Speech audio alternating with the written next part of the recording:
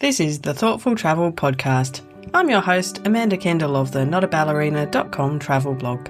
Every episode, I'll share travel tales from several fellow travel lovers, and together we hope to entertain and inspire you, remind you of some of your own great travel experiences, and encourage you to hit the road again soon.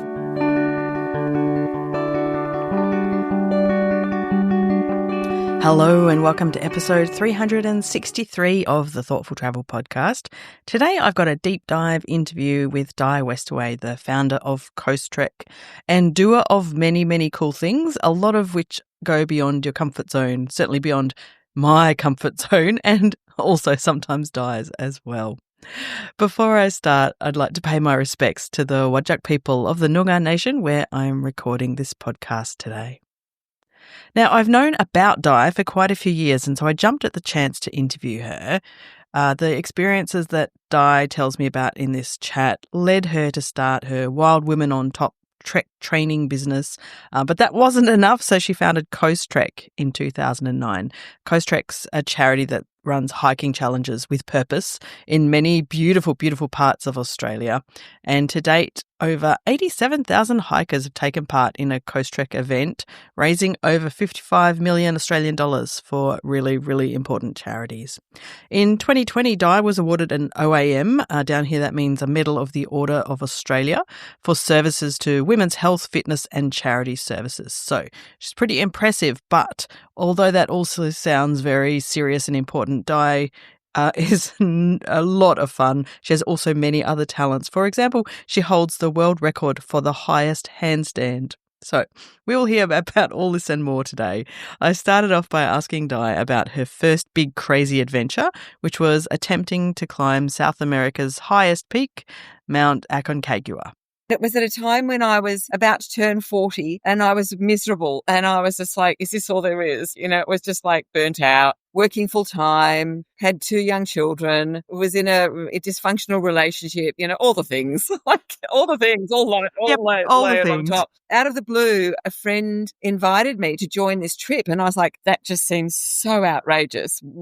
I have never even been in a tent, let alone climbed a mountain, but it's just, I just said, yes, I'm going to do that because I think I'm pretty tough. You know, I had a background in physical education and fitness and mostly through my childhood and through my early adult life, I'd done a lot of physical stuff, more in the, traditional gyms, not outdoors, but definitely fancied that I was quite strong. So I was like, how hard can it be? Yes, I'm going to do that. And I'm going to get permission from my ex-husband by saying it's part of my 40th birthday. It's a milestone birthday celebration. So that seemed to be something, that was a nice little hook, which he seemed to accept that he would be able to look after the kids for 3 weeks while I went away.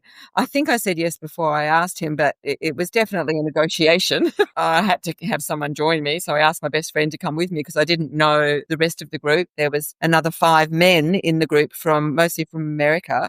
We went off on this adventure as novices who had done all the wrong training, but done all the wrong training, lifting weights in the local Manly Surf Club gym. And we did one thing right, which was putting on a heavy backpack and walking around Manly. And we went off for this adventure and it was terrifying at times. You know, while we were there, people died on the mountain. It was a high altitude mountain. It wasn't a simple thing, but No walk in the park. No walk in the park. No. So it really was very tough. And it was, as you'd see on my website, it was a big fat fail because we didn't get to the top. But we both took away from that after getting over the sadness that you get from failing something that you've devoted 12 months of your life to preparing for and, really focused on. We both turned it into, it became the life-changing adventure. And for me, it was the birth of my business because I got so much joy out of that. Stepping beyond my comfort zone. It wasn't just a little out of my comfort zone. This was totally outrageously out there. I'd never worn crampons. I'd never walked on ice. I'd never been to altitude, all of these things. So it was the life-changing adventure that made me realize that there must be other women, approaching 40 who were in that burnt out midlife mum phase, just looking for something other than, a dose of antidepressants to get them through. It was then the catalyst for me to put an ad in the local school newsletter to see if there was any other mums that wanted to do some more of that stuff. And that was the beginning of the business. Amazing. Can I just take you back a little bit to Mount Aconcagua, and can you describe a little bit about what a day on the mountain was like? So a day on the mountain involved, over the 3 weeks, we gradually, very slowly climbed the foothills and just got higher and higher and higher. And in order for your body to acclimatize, you have to, they call it climb high, sleep low. So we were carrying 25-kilo packs on our backs with everything we needed to eat, to shelter. Our homes, we were like turtles, with enormous packs, our tents, our stoves, our food, all of our technical gear, our ice axes, our crampons, our boots. Everything had to fit in that backpack, and we had to carry that backpack. So it's not long distances each day because you're moving very slowly, but just gradually moving up. When you get to about 3 or 4,000, where there's what's called base camp, from base camp, that's when you're getting into some serious thin air. So you have to climb up and leave some gear and then come back and sleep back down. So you take your body into the next 300 meters of altitude, and then your body starts to develop to respond to that. And you start slowly over time building extra red blood cells, and you have immediate changes like an increased heart rate and that sort of thing. But over time, your body actually builds extra blood cells. So the longer you're at altitude, the more acclimatized you will be. Unfortunately, the program that we had, which was designed by a man who wasn't very thoughtful of people who lived at sea level, the acclimatization process was too fast for our bodies. So we really struggled with the altitude. And that was part of the reason that we failed, because we just didn't have the acclimatization to do the summit on the day that it was due to be done and when the weather was right. So yeah, that was basically what each day looked like. It was just basically lugging this huge pack to the next campsite, throwing the pack on the ground, collapsing for a bit, then unpacking your pack, putting up your tent, cooking food, eat as much as you want, but the higher you get, the less appetite you have. We had huge amounts of Milo and powdered milk. You don't feel like eating, when you get up there. So you're just like, what can I eat? Sweet and yummy. So we basically lived on Milo and powdered milk and sugar for a week, which did as well. And yeah, then just each day you just repeat. You stay at base camp for a couple of days again to acclimatize, so you don't lug those couple of days. On your summit push, it's usually you're at a high camp and then you go out and come back. But on that summit day, by the time we got to that final summit day, 2 of our team members had to be rescued. One had a medical issue, and our guide and our support guide basically called us aside and said, look, if you want to have a go at the summit, you can, but we can't go with you. And we were like, wow. That wasn't in the This is not what we signed up for, yeah. Like my husband will kill me. If I don't die here, he'll kill me. If I don't, exactly. So anyway, needless to say, we didn't get to the summit. We were on our own, and we did well to just make a decision to turn around when we did, because we weren't in any fit state to go higher. So fortunately, this first big fail, as Di puts it, didn't put her off adventuring around the world, and I asked her for some of her other hiking highlights around the globe since. We did a hike in Peru called the Alpamayo Circuit, which was absolutely extraordinary. It was a high altitude circuit. It was a less traveled path. We helped create the itinerary and had a big say in every time we had a meal, it had to be somewhere stunning and spectacular.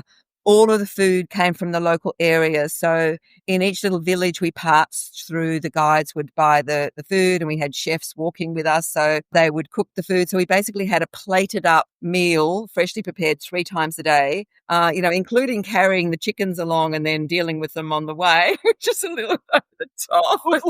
So that was absolutely incredible. Not just the spectacular scenery of the Cordillera Blanca mountain range, but also the fact that it was gourmet food in the most remote locations you could possibly imagine. That's a real standout. Patagonia is a real standout. The O track, the Torres del Paine National Park, that was absolutely amazing. We walked on a glacier in the ice fields, and it wasn't as gourmet, that one, but it was definitely a bucket lister. Kilimanjaro, always a bucket lister, because, you're climbing this volcano on the equator. So that's an incredible thing, and very achievable with some training.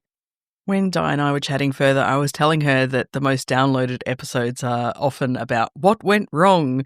And so when she was telling me about some hikes close to home in Malaysia and Indonesia, she told me this fabulous story of a time when things really did go wrong on one of her hikes. We had a phase where we were taking our teenage children with us, and I think that's also an amazing thing to do. And My two youngest children benefited the most from that. And we did a hike. We climbed a mountain called Mount Kinabalu in Borneo, and that's amazing. And then Mount Rinjani, which was the second time I did it, was an active volcano on Lombok. And that was, we didn't get to summit on that occasion because we got caught in a volcanic dust storm. So that was definitely one of those when things go wrong. And I would never forget that we were literally perched on the crater, on the side of this crater of this volcano. There would have been 6 mums and 6 teenage children, young teenagers, so probably 12 to 14 years of age. And we'd hiked for 3 days to get to this crater rim. And from there, we were supposed to wake up at 3 a.m. and go up to the summit. And on this rim, we looked out over this beautiful emerald lake with the caldera in the middle. And on the pre-summit night, we were camped in our little tents on this little rim, and this huge volcanic dust storm came through. And I can remember this was just so awful. I'm in the tent with my son, and I had this full anxiety reaction. What's it like when a dust storm comes through like that? It's like, imagine black talcum powder, just hitting your tent. And even though the tent was waterproof, it's not dust proof. And so the dust is coming into your tent, and you feel like your tent is going to be flipped and tipped up and sent over the edge. And I can remember sitting up in my sleeping bag, and my son was lying there going, "Mum, what's happening?" And I'm like, "I'm not really sure, but we're just going to stay in our tent." And everyone was freaking out, but fortunately, no one got out. We just stayed in our tents. And I can remember, I didn't say anything to my son, but I can remember reaching for my pack to get my knife out, because I have heard that in situations like that, the whole tent can be picked up and become aerial, and we could have been blown over the edge of the crater. And that was what I was really nervous about, being blown over. So I had the knife there. And then because I had this anxiety reaction, I said to my son, he was 11, and I said, "I'm really embarrassed, but I'm going to have to poo." And he goes, "What?" Poo in the tent. And I'm like, "Oh, sorry, but I have to." So it was mortifying and I just said, "Look that way." I don't think I've ever told this story, Amanda. It's very honest. I love it, because this is what happens in these circumstances. So real. And sometimes, like not always your body, gives you the right reaction. I guess I was perimenopausal at the time, and I'm blaming it on that now. But anyway, so I managed to get a big plastic bag and, do it, reasonably delicately, and obviously without making any mess and, all of that. So it was actually fine. But we just stayed in our tents. Fortunately, we didn't get flipped. Although I did get flipped in Patagonia. And that's another story, because when your tent gets flipped, it wasn't in a dangerous spot on the edge of anything. It was just in a gentle sort of paddock. But me and one other girl got flipped. And when you get flipped and you're sleeping, right? So all of a sudden, all of your stuff starts to fall on top of you. Yes, I can imagine. Oh, it's crazy. Anyway, back to the dust storms. How long does a dust storm last for? Like, is it, hours long? Is it brief? Oh, it probably lasted for about an hour, I think. And the tents were all the tent poles broke. Like, the tent was virtually on top of us. We were just like, we're not getting out. And then once it stopped, and then we started to see the first bit of twilight, just before sunrise, we heard someone unzip their tent and step out, and sort of we all came out, and everyone was just black, this black, like these little peepholes with just black faces. And wow. And we couldn't, our guide was nowhere. We were just like, where is our guide? Like, what even? Because what the guides should have done was they should have come and reassured us, but they were terrified as well because they'd never got caught in a volcanic dust storm. So they would. Oh, gosh. So some of the guides had hidden in, they were probably not even sleeping in tents. Some of them, I think, were sleeping in like just a little piece of metal on a metal platform that had 3 sides of metal like that. So I think they were all sleeping in that. They were actually out. And then I think the head guide might have had a tent, and he'd taken himself around the corner out of the dust storm, right? He'd worked out where he could get shelter. But he'd abandoned all of you. He just huddled there somewhere, but he was as terrified as we were, poor thing. So, like, you couldn't really blame him because no one had experienced it before. That's probably the worst one that comes to mind when you ask for disasters. That is horrifying. But so then you all came out of it okay, and did you then go down? We all came out of it. It was a circle. It was a circuit. So we continued the circuit. Okay. The next day we got to swim in hot waterfalls where the water was mustard coloured, and you could jump off these waterfalls in this virtually bubbling water, which is not great if you've got beautiful hair because it strips your hair. But there was these little golden monkeys sitting on rocks, and you know, it was incredible because we were in a volcanic area. Yeah, it's an amazing hike. Mount Rinjani, one of the most beautiful. Does sound amazing if you can avoid the dust storms at least. Di and I also got chatting about how these kind of hiking experiences give you a chance to really get to know some local people, and I asked her to tell me about one of her favourite experiences with a local guide. Probably one that comes to mind with that thing of local people where you get really close to a guide was when I did the world's highest handstand in Nepal on a mountain called Amadablam. And Amadablam is considered one of the most beautiful mountains in the world. It's in the Everest region, and anyone that's trekked up to Everest Base Camp would, for the first 7 days, be walking towards Amadablam, and then you turn left and you go up a different valley. But it's considered by the locals to be very sacred. It's very, very beautiful. So I was there to try and do the world's highest handstand, and I was there with my partner at the time, who was a mountain guide, which was very handy because, you know, he knew stuff that I didn't, and that was a good way to stay safe. But I also employed a climbing Sherpa because once I got to high altitude, even though I was acclimatized because we were there for 5 weeks, I really couldn't carry myself and the heavy pack up to those subsequent higher camps. So I got this guy called Tenzing Sherpa, and Tenzing was the same age as my eldest son. So at the time he was 23, and he was just an incredible young man, very strong and very amazing. And on our pre-summit night, we had climbed to an altitude that I was struggling. I was really not going well. I didn't realize how badly I was doing until in fact years later, when my then ex-partner told me how worried he'd been. Things seriously went wrong. So we were camping in this high camp, which was a place that I had promised my children I wouldn't camp, and it was called Mushroom Rock.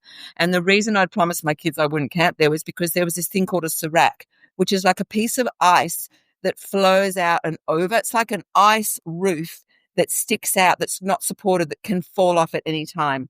And people have died in this location when some ice falls off. So I had told my guide and my Sherpa guide that I wasn't camping there. Anyway, as luck would have it, that was the only place to camp when we got to this high camp, because I wasn't strong enough to make the summit from a bit lower, which is where I had hoped to make the summit from. And it just all happened so quickly that I didn't realize. So anyway, we're in our tent. It's like midnight, and my mountain guide partner goes, we need to get up now and start melting ice to make our hot drinks.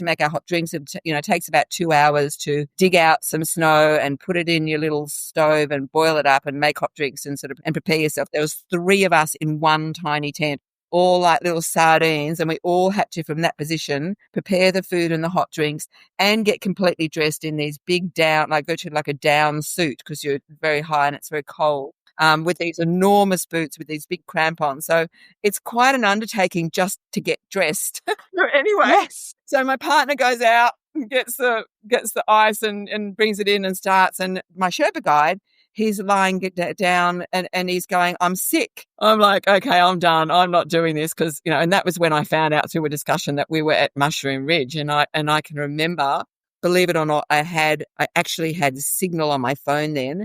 And I remember texting my good friend Danae, one of our wild women, and I said, I'm done. I'm not going up. And she goes, what do you mean? Because she'd been with me for the whole journey of this training for the world's highest handstand. And she said, toughen up, princess. You can do this. Control your mind. And I was like, oh. You'd been told. I was doing it for the girls and I had to do it. So the two of us get ready and start to be, virtually ready to go up. And then the Sherpa guide goes, I'm better. So Oh, we had 2 hours. We filled him with liquids and stuff in 2 hours, and then he decides. So we head up to the summit, and this is back to an amazing thing. Then my partner gets sick. So we keep going past him. He just goes somewhere. He just manages to get like this little peak just at the side to get off. And so I get to the summit with my Sherpa guide without my partner, which was the last thing I was expecting.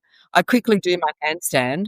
And then on the way back down, there's my partner, and we see him and we sort of reconnect. But it was so I ended up doing this really incredible thing with somebody that wasn't a complete stranger, but was certainly this young local man who was stronger than an ox, and made it possible for me to be able to do something that was completely impossible for me. It was incredible. Yes, so as promised, there was the world record handstand. Amazing. Now, listening to Di's extreme hiking tales does make me feel even surer that I don't want to do this kind of travel, but it is absolutely fascinating to listen to. It also brings to mind, when we're thinking of being really thoughtful travellers, the sad stories of some, well, let's say, much less thoughtful travellers who have, especially in the last few years, been trekking in Nepal without the appropriate training and preparation that someone like Di very carefully does. And these people have then, of course, been endangering the lives of locals and themselves. So I'm glad to speak to Di as a good example of someone who does this with thought and purpose. We actually went on to chat more about travelling thoughtfully and purposefully, and Di mentioned she had read my blog post about going beyond my comfort zone with a microlight flight, which I kind of accidentally and very scarily did a few years ago in Exmouth. And the only other thing I want to add, and I was thinking about your amazing blog about your trip, including your microlight. Oh, yes. And how the only way to deal with it was to not think about it. That was exactly how I dealt with my first climb of Mount Aconcagua. Every time I thought about it, I thought, don't think about it. There's no other way to deal with it because it's too terrifying. I think it's just like, just say yes to adventure. Like if somebody invites you on an adventure, just say yes. Like, just worry about how and why later. Just probably that's the opposite of purposeful, but I think that we make all sorts of excuses why we don't think we can do stuff. And I just think life is short, play hard. 100%. I agree. Yes. So I heartily agree. Say yes and figure it out later. I think, yeah, life is too short to not say yes if you feel drawn to it. Like, to be honest, that the Aconcagua trek that you said yes to was like not just a little bit beyond that comfort zone idea. That was like a pretty insane version of saying yes. It was insane. But look where it led you. So yeah. But flying in a microlight, that's like that's. But I didn't even know I was going to do it. That was like, it was, I didn't even say yes. So I thought it was a little plane, and then I got there and it was not a little plane, and it was too late by then. So. And as you said, it's one of the best things you've ever done. So that's where the magic is. Outside, the further outside your comfort zone, the more magic is. It is absolutely true. And for anyone listening who feels like they don't want to throw themselves, into a microlight or off a cliff or whatever, I think you can also be adventurous about all kinds of things, even if it is just taking a trip solo, for example, or something that you've never done before and you feel is scary. That's still grabbing life and saying it totally is. In fact, there's probably not many things that scare me more than the thought of traveling solo. I'm just like, oh, there you go. Yeah, that's out there. So, of course, I think the most fabulous part about Di is that after figuring out for herself all of the benefits of this kind of travel, hiking and comfort zone pushing, she wanted to encourage others, and especially women, to do this as well. So to finish off, I asked Di to explain how Wild Women and then Coastrek came to be. So after I got back from my big fat fail of climbing Mount Aconcagua, and I put an ad in the local school newsletter to find a few mums to go hiking with me, we went from, sort of doing little hikes to then going, well, let's do something, a couple of glasses of champagne too many at a Christmas party, like, why don't we go and climb Mount Kilimanjaro? And like, yes, we can do that. That seemed like an iconic thing to do in Africa.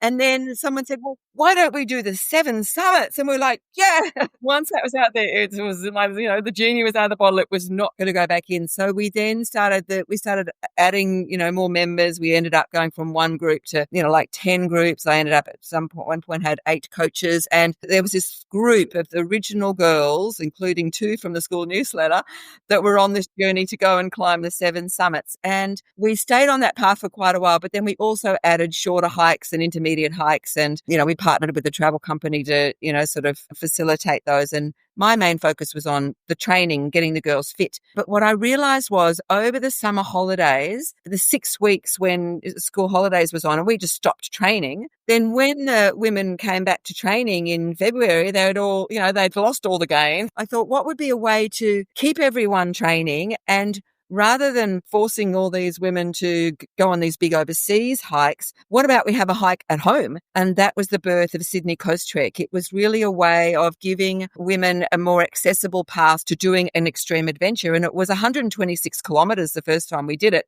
And they had to walk it continuously day and night and day. It was like they were walking for like 40 hours. That's a big ask. We got the map. We did the maps online, and we got them wrong. We thought it was 100 k's, and it was 126. So, anyway, that was the very first coast trek. How many people trekked that one, Di?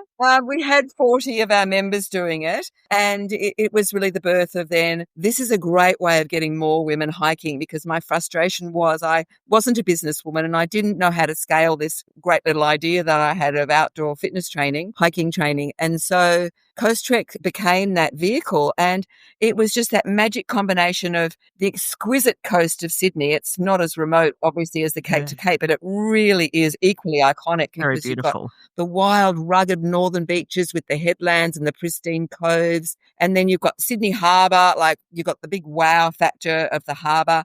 And then you've got the southern beaches that go down to La Perouse, that historic area where Captain Cook landed and all of that. The event just took off from the get-go, and within 5 years, it was the majority of the business. And of course, 15 years later, we've had nearly 90,000 people, mostly women, hike our Coastrek events, which are now around Australia in every state. And we've raised over $55 million for charity. That was the other little piece that I added, because I felt like, again, sometimes mums still need something to take away the guilt of doing long training walks. The charity thing was not only to do good for a good cause, which currently is Beyond Blue, but it was also just to give that an extra sense of purpose around that commitment. And what we found was that the longer the distance you hiked, the more likely you were to train, and the more likely you were to do a really good job of the fundraising. So we've tried to maintain that long distance kind of approach without losing too many people who don't think they want to walk 126 kilometres.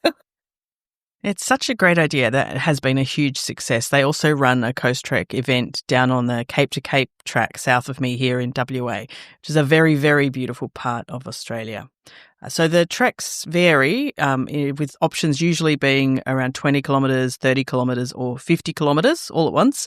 But Di was saying that one of the most important aspects to her is encouraging people to get out there months in advance to do regular training. So the distances are intentionally kind of long enough that you usually wouldn't just turn up and try and do it without training. She wants them to have like this long-term personal impact on people as well, which is pretty awesome. So, as you can tell, I really enjoyed chatting with Di Westaway today. Let me give you some links so you can find out more. First of all, Coastrek is at coastrek.com.au, and her Wild Women business at wildwomenontop.com. I'll also leave a link to that blog post that Di referenced about getting beyond my comfort zone and into that microlight, in case you want to know more. And I will also leave some Instagram links for Coastrek, Wild Women on Top, and Di Westaway, so you can follow some of these adventures in a more visual form if you want. Please don't forget to come and join either or both of the Facebook or LinkedIn groups for Thoughtful Travellers. Just search for Thoughtful Travellers on those platforms, where we will chat further about this and more. I'd love to hear more about how you have pushed your comfort zone, because there's so many different ways to do it. Also, don't forget, I am thoroughly enjoying writing the Thoughtful Travellers Substack newsletter, so come along and sign up to get yours at thoughtfultravel.substack.com. All of these links and more, including some pictures, will be in the show notes. And today, those show notes are at notaballerina.com/363. As always, thank you so much for listening. This has been another episode of the Thoughtful Travel Podcast. Show notes and other information are at notaballerina.com/podcast. Join me again soon for another chat about why we travel. Bye for now.